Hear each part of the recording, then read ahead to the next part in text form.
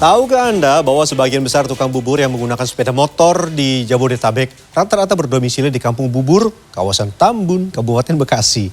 Dan episode Sehari Menjadi Sore ini akan mengajak Anda untuk melihat dan merasakan kesibukan para pedagang bubur dari kawasan Tambun, mulai dari mengolah aneka topping sampai membuat bubur sejak dini hari. Berikut selengkapnya.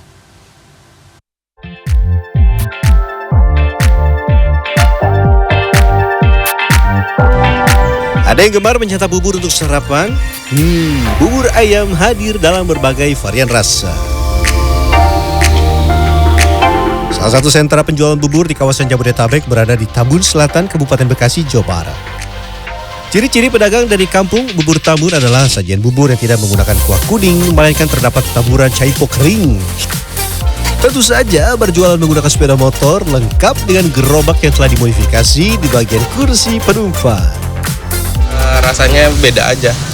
Terus nggak pakai santan, terus kayak polosan gitu ya. Tapi polosan tapi tetap enak. Dia kasih itu yang garing caipo. Ada caiponya.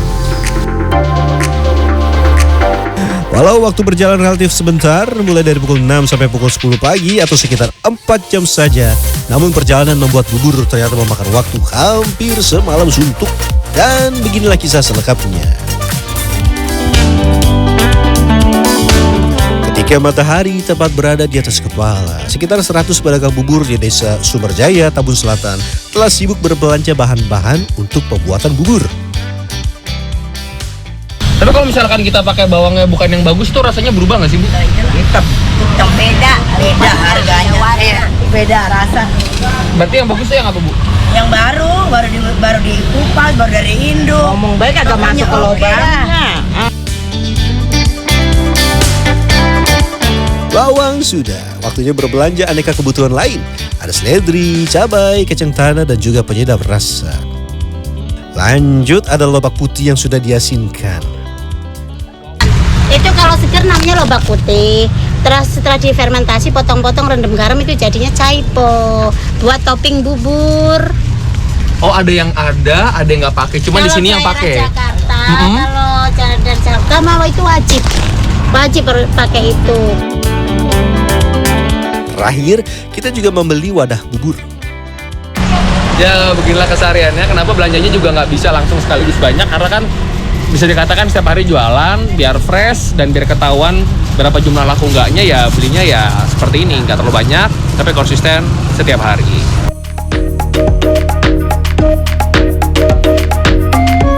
Seluruh bahan yang kita beli siang ini akan digunakan untuk berjualan esok pagi.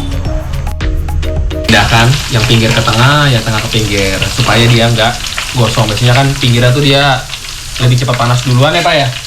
Malah ntar dia gosong pahit. Pahitnya bukan pahit yang enak, malah pahit gosong tuh jadi nggak mantap bubur.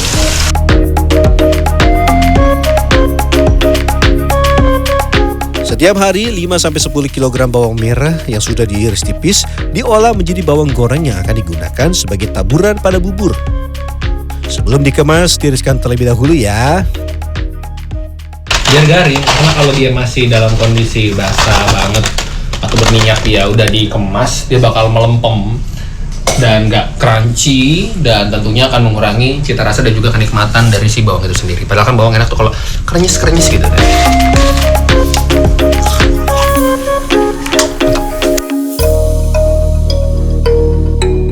Setelah itu kita goreng kerupuk dengan tambahan perisa ikan atau udang. Ada tips untuk menambah cita rasa kalau untuk menggoreng kerupuk dari pedagang bubur di tempat ini. Gorenglah kerupuk ketika Anda sudah selesai menggoreng bawang, karena akan menambah cita rasa pada kerupuk Anda. Goreng hingga kerupuk mengembang sempurna dan tiriskan. Lanjut kita persiapkan caipo. Ada yang pernah makan pakai tongcai atau caipo? Nah, kira-kira seperti ini kalau masih baru beli yang versi instannya lah bisa dibilang. Tapi tetap harus dicuci dan harus dikeringkan terlebih dahulu sebelum nanti kita sajikan.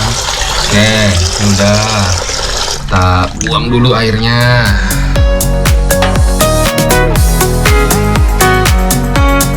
Caipo juga dikenal sebagai lobak asin atau lobak acar. Setelah caipo dicuci bersih, caipo kemudian dipotong kecil-kecil. Caipo adalah bahan tradisional Tionghoa yang telah digunakan selama berabad-abad. Bahan ini terbuat dari lobak yang dicampur dengan garam, lalu difermentasi. Nih, tongcainya.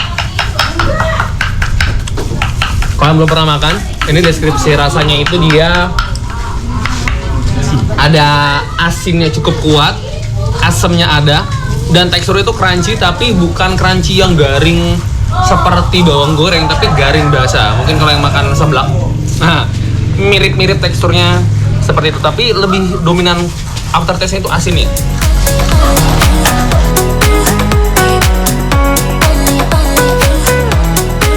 Lanjut kita suir ayam.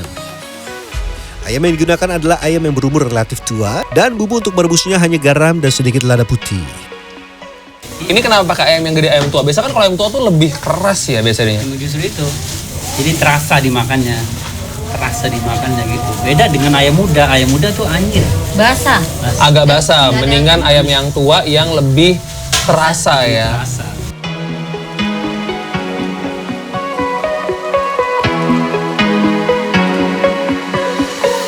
Menyuir daging ayamnya jangan terlalu kecil supaya tekstur daging tetap terasa pada setiap suapan bubur. Usai menyuir daging ayam, saya lanjut disibukkan dengan kegiatan membungkus kerupuk, memotong-motong cakwe, dan juga membuat sate jeroan. Ada usus dan antik ampela yang telah dimasak dengan bumbu kuning. Hari telah berganti, waktunya kita membuat hidangan utama untuk berjualan hari ini, bubur. Ini dari jam 2-an udah masak airnya dan sekarang jam 2:30 ketika shoot dilakukan, 2:30 pagi ya, ketika di take gambar ini, dan kita akan masuk untuk proses bikin buburnya. Ngantuk banget, boleh Pak?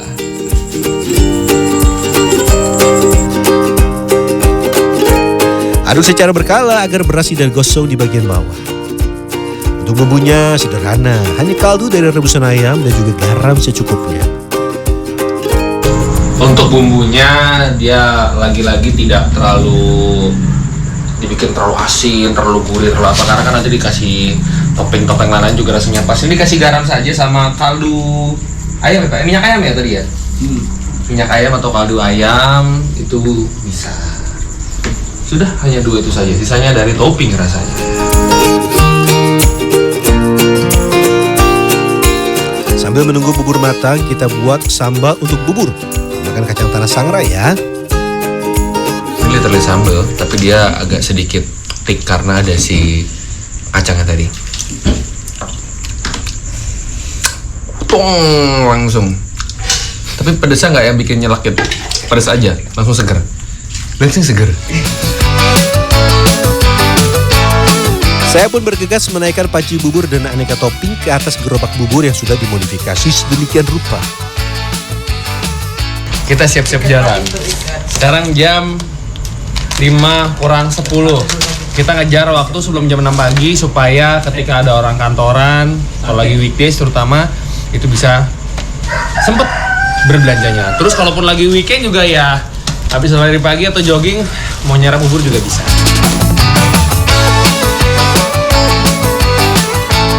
Ketika saya tengah bersiap-siap, ada beberapa pedagang yang sudah berangkat terlebih dahulu karena memiliki rute yang lebih jauh hingga ke kawasan Tangerang, Tangerang Selatan, Depok, dan juga sebagian wilayah Bogor. Ini adalah pertama kalinya saya membawa kendaraan roda 2 dengan beban yang begitu berat di kursi penumpang. Saya mengendarai motor dengan perlahan, terutama ketika melintasi jalan berlubang dan berbelok. Jam saya belajar pelan-pelan, daripada terguling semua, saya malah jatuh. Nggak bisa juga keseimbangan, di jalan-jalan berlubang, kita pelan-pelan saja. Wah, ada mobil, sebentar. Walau sepi harus berhati-hati. Perjalanan yang saya tempuh hari ini cukup jauh.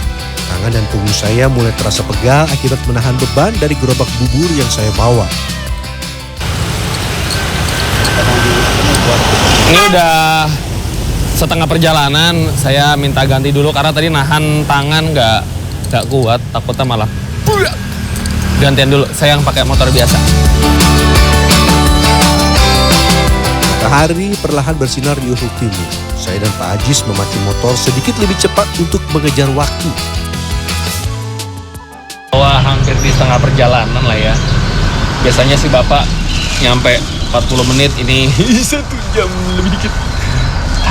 Semoga pelanggan-pelanggannya masih setia menunggu dan berbelanja sarapan.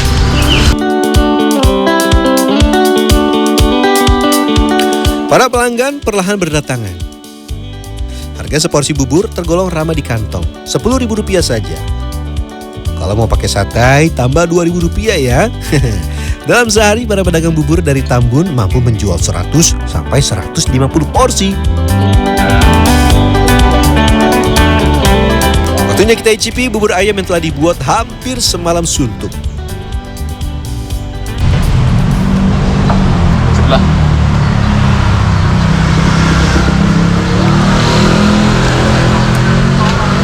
Rasa buburnya teksturnya itu dia yang masih berasa buliran-buliran ya.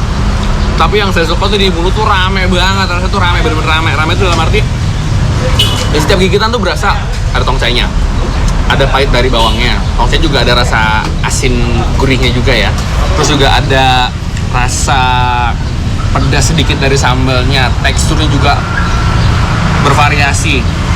Yang pakai kacangnya lah, terus tongcainya juga agak crunchy lah. Rame banget di mulut, rame banget.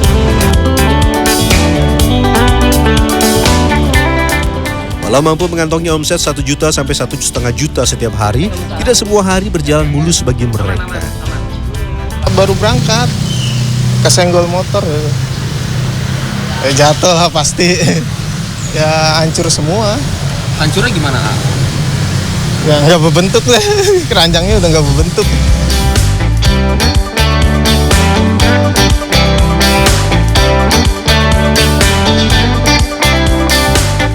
Sejak pertama kali berjual bubur tahun 80-an, para pedagang bubur khas Tambun masih menggunakan resep yang sama yang berganti hanya satu, yaitu kendaraan pembawa buburnya. Kalau sebelumnya mereka menggunakan sepeda goes, kini mereka menggunakan sepeda motor.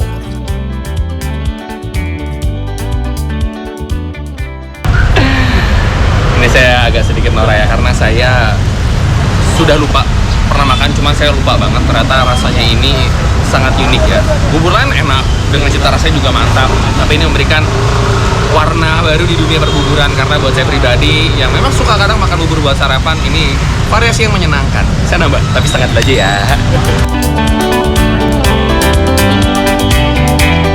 Bagaimana? Anda tertarik mencicipi bubur khas Tambun?